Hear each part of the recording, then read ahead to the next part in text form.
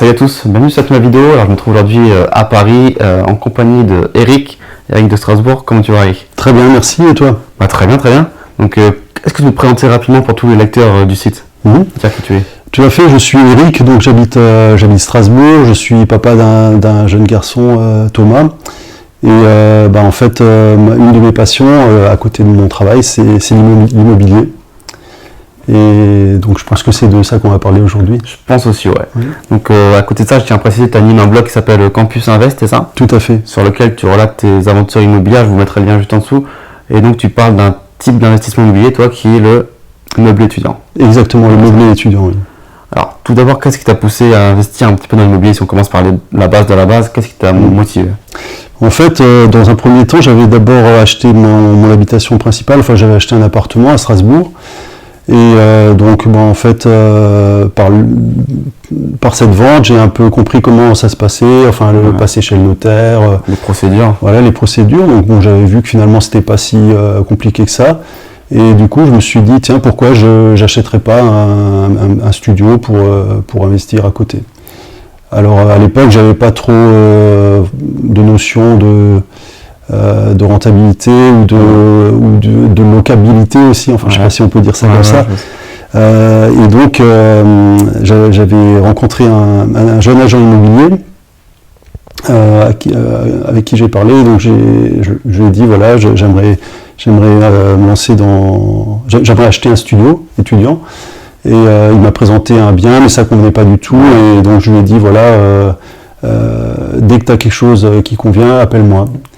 Et quelques semaines plus tard, il m'a présenté un bien qui était super bien situé, vraiment proche des facultés. Et je me suis dit, celui-là, il peut convenir. Et tu l'as acheté? Et je l'ai acheté, ouais. Ok, donc c'est à dire qu'en fait, avant d'acheter ta résidence principale, toi tu pensais que l'investissement immobilier c'était un petit peu peut-être compliqué, ça? On t'a dit que en achetant ta résidence principale, tu t'es rendu compte que c'était finalement pas si dur que ça en fait. Oui, tout à fait. Tu te décliques vraiment à ce moment-là de te dire pourquoi pas moi aussi en fait. Voilà, exactement. Ouais. Et dans quelle volonté tu fais ça? Pourquoi t'investis? En fait, dans un premier temps, c'était pour avoir un revenu complémentaire. Ouais. Alors maintenant, en fait, aujourd'hui, c'est un peu différent. Je pense aussi à ma famille, en fait, à mon fils. J'ai envie de lui offrir une belle vie, et puis peut-être aussi pour plus tard, pour lui, pour plus tard. D'accord. Aujourd'hui, à l'heure où on parle, est-ce que tu peux nous dire combien de biens tu as? Alors aujourd'hui, j'ai 9 biens. Ouais.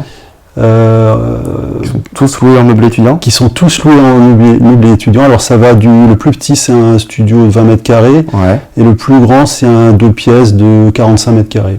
D'accord, alors on va parler vraiment du meublé étudiant plus précisément. Pourquoi le meublé étudiant? Pourquoi tu investis uniquement dans le meublé étudiant? Là, tous tes appartements, c'est que ça? Est-ce qu'il y a une raison derrière? Qu'est-ce qui t'attire dans ce mode de location finalement? Alors, au début, j'étais pas en meublé, j'étais en location nue. Et je me suis assez vite rendu compte que la part des impôts, enfin les taxes derrière étaient importantes. En gros, assez rapidement, la moitié de mes revenus immobiliers partaient en taxes. Et là, je me suis dit, il faut que je trouve une solution, ça va plus. Et un jour, j'ai discuté avec un agent immobilier qui était très étonné que je sois encore en location nue. Il m'a dit, mais comment ça se fait, vous faites pas encore de meublé? Vous faites pas de meublé? Alors je lui ai dit, mais comment ça, expliquez-moi. Et donc voilà, il m'a expliqué qu'en meublé, on pouvait déduire plus de choses qu'en location nue. Et du coup, j'ai passé l'un après l'autre tous mes appartements en meublé. Parce qu'à cette époque-là, quand tu as découvert le meublé, tu avais combien d'appartements déjà? À l'époque, j'en avais 3. Donc c'est-à-dire que tu as commencé avec 3 appartements en nu. Et pourquoi tu t'es dit en nu dès le début? Louer un meublé, ça te paraissait même pas envisageable? Tu ne connaissais pas? Disons qu'au début, j'étais pas du tout conscient de ce que j'allais payer comme impôt. Et puis voilà, la première année, la deuxième année, j'ai vu, je m'étais pas vraiment renseigné, je m'étais pas renseigné au début sur les impôts, et j'ai découvert ça. J'ai commencé en 2003 pour l'investissement, donc ça fait déjà quelques années. Et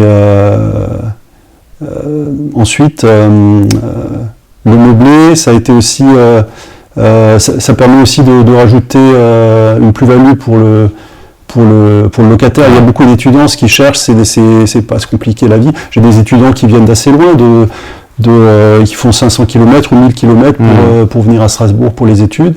Et donc ça les arrange aussi d'avoir les meubles sur place. Ils se posent, ils n'ont plus rien à faire, comme on dit. plus qu'à poser la valise et c'est bon. Exactement, exactement.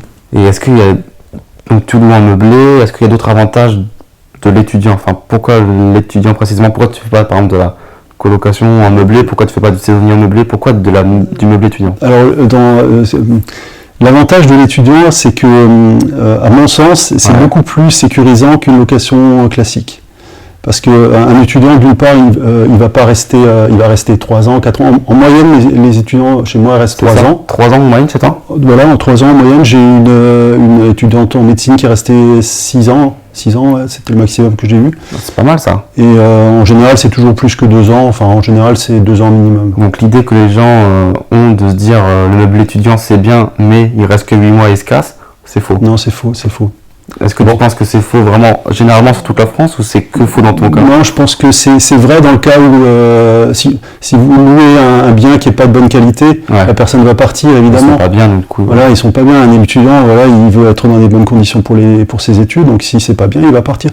Moi, en fait, c'est important que le logement, en fait, tous les logements que j'ai, c'est des logements où j'aurais pu moi-même faire mes études. Enfin, je m'y serais plus quoi. Je m'y serais plus, voilà. Je mets tout pour qu'ils soient dans de bonnes conditions. Et donc, un autre avantage aussi, c'est que souvent, les parents viennent visiter avec les étudiants. Et donc, quand vous avez les parents qui viennent avec les étudiants, vous savez qu'ils vont tout faire pour payer les loyers parce qu'ils n'ont pas envie que leur fils ou leur fille ait des soucis pendant les études, quoi. Ils veulent que ça se passe bien. Voilà, que ça se passe bien pendant les études. Donc ça, c'est un autre avantage, mais il y en a encore, encore des avantages. Un autre avantage, c'est que les étudiants touchent des aides au logement. Les APL, là. Les APL ou les ALS, ça dépend des cas. Et donc, au final, la charge du loyer est beaucoup moins élevée que dans une location classique. Pour le locataire. Si vous prenez une location classique, prenez par exemple, je sais pas, vous prenez une famille ou des personnes qui travaillent, elles peuvent rester 2 ans, 3 ans, 10 ans, c'est vrai, peut-être elles peuvent rester plus longtemps, mais il peut y arriver un accident de la vie, la personne perd son emploi, elle peut plus payer, et là, vous êtes coincé un peu, Parce que même les APL, tu me confirmeras, mais elles te payent directement, les APL sont directement versés sur ton compte, c'est ça je crois? On peut choisir. Soit c'est le locataire qui les touche, soit il verse après. Voilà, soit c'est le propriétaire qui les touche. Et toi, du coup, tu les touches directement ou pas? Non, moi, en fait, tu laisses, je le laisse. Ouais. Je sais que de toute façon, je serai payé. Tu te dis pas c'est une sécurité en plus de les toucher directement? Non, enfin, franchement, j'ai jamais eu de soucis à ce niveau-là. D'accord. Ok. Et au niveau chiffre, alors justement, qu'est-ce que dégagent tes 9 locations aujourd'hui? Est-ce qu'il y a du cash flow? Si oui, combien? Est-ce que tu peux nous en dire un petit peu plus? En fait, sur tous les appartements, il y a du cash flow et ça va de 100 à 220 euros suivant les appartements. Et par appartement, Et par appartement. Du coup, x9, ça nous fait du 1800, on a quoi? À peu près ça? Environ 1600, 1650 environ. Cash flow net. Voilà, c'est ça. Après charge, impôt, tout. Sachant que de l'impôt, tu n'en as pas forcément parce que tu fais du meublé, tu déduis pas mal de choses. Exactement. Ouais. En fait, là, je paye. Moi, j'ai encore un bien en nu que j'ai pas encore pu passer en meublé, donc c'est le seul où je paye des impôts, et sinon tous les autres sont amortis. C'est amorti, et donc je pense pendant encore quelques années, je vais pas payer d'impôts. Alors pourquoi, est-ce que tu as fait des travaux dans ces biens-là? J'ai aussi fait des travaux. J'ai aussi fait des travaux. Bon, c'était jamais des très très gros travaux, mais ça permet d'amortir au niveau de l'imposition. En général, j'ai jamais eu des gros chantiers, mais ça permet quand même d'amortir. Mais par contre, dans le meublé, l'avantage, c'est qu'on peut amortir la valeur du bien. C'est ça, les murs. Les murs, voilà. Ça, c'est puissant. C'est très puissant, c'est très puissant. Donc c'est pour ça c'est ça qui fait que finalement on ne paye pas d'impôt en fait grâce au statut de LMNP qui est très intéressant. Et est-ce que tu as d'autres astuces pour avoir un petit peu de cash flow comme ça sur les locations de meublés étudiantes? L'astuce, c'est pas une astuce, mais c'est une règle générale. C'est le plus important, c'est d'acheter à un prix intéressant. C'est ça le plus important. C'est la base de l'opération. C'est la base de l'opération. Donc ça implique faire beaucoup de visites. Ça implique aussi être à l'affût un peu. C'est pas toujours obligatoirement sur le Bon Coin que vous allez trouver les bonnes affaires.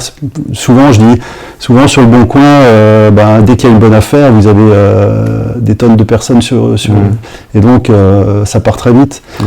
Souvent c'est de manière décalée que vous allez trouver la bonne affaire. Vous allez je ne sais pas si vous arrivez à être en bon contact avec un agent immobilier qui va vous appeler en premier. Déjà, vous allez éviter la concurrence. Il ne va pas encore mettre l'annonce sur le Bon Coin, il va vous appeler. Il faut avoir un réseau, quoi. Voilà, mais c'est assez facile. Je veux dire, en discutant un peu avec l'agent, en sympathisant, on arrive très vite à se faire un petit réseau. Ouais. Ça, c'est un premier point. Mais après, vous pouvez aussi... je sais que cet été, j'ai fait une belle opération simplement en discutant avec des propriétaires à l'Assemblée Générale de l'immeuble.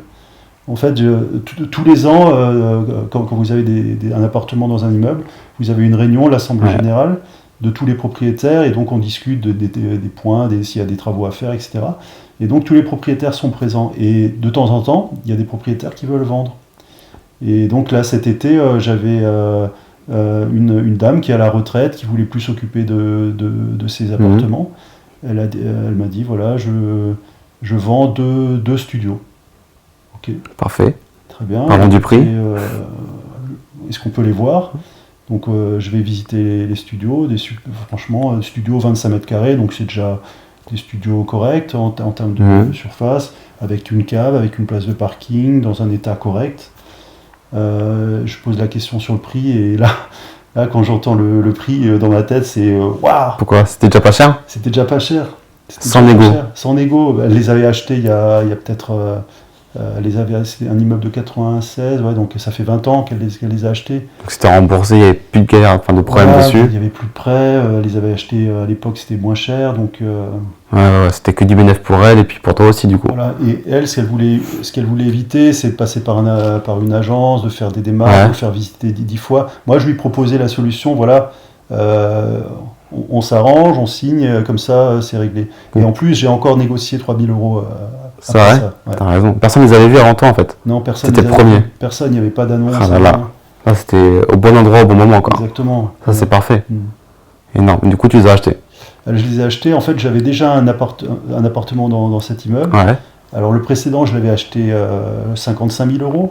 Je me souvenir, Et ceux-là, je les ai achetés chacun 48 000. Donc pour même bien, même type de bien à peu près. Ouais. Voilà, c'est ça. Donc c'est cool ça.